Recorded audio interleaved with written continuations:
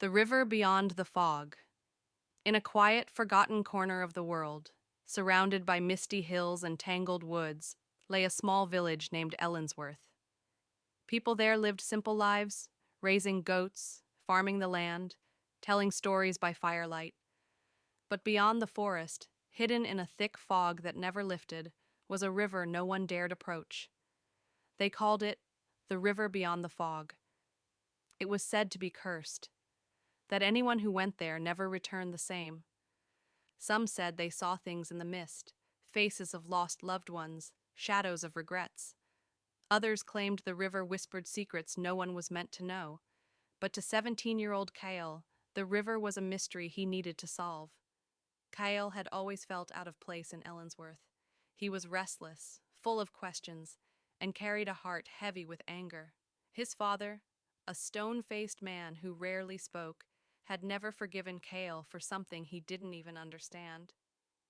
His mother had passed away when Kael was 5, and all he remembered was her lullaby, the one she hummed while brushing his hair back at night. Every time Kael asked about her, his father would go silent. One morning, after a bitter argument, Kael packed a satchel with bread, water, and a compass. He left a note. "I need to know who I am. Don't come looking." Then he walked into the forest, toward the fog. The deeper Kael went, the quieter the world became. Birds stopped singing, the air thickened, the sun dimmed behind gray mist. Hours later, he reached the river. It wasn't grand or wide. It flowed gently like a ribbon of silver, but the fog around it twisted and shimmered, showing things Kael couldn't explain. He saw his mother standing by the bank, humming her lullaby. When he blinked, she vanished. He stepped closer. A wooden boat, tethered by rope, rocked softly by the edge. A sign carved into a stone beside it read, "Cross only if you seek truth, not comfort."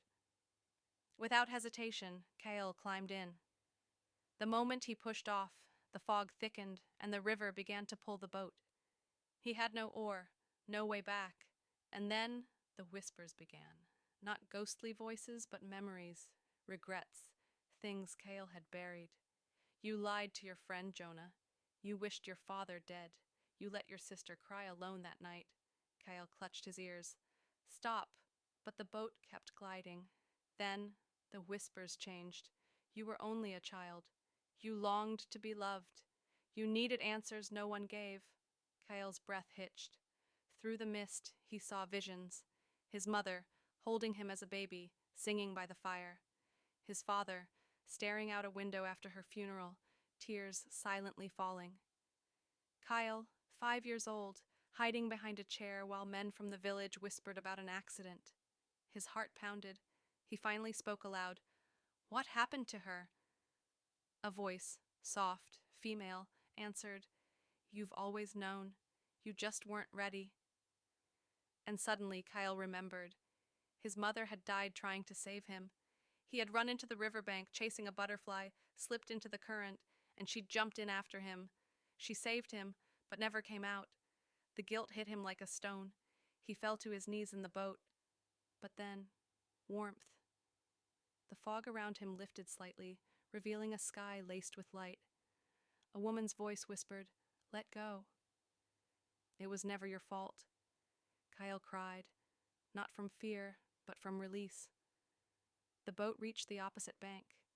He stepped out onto soft grass, where the air was clear and the world felt lighter.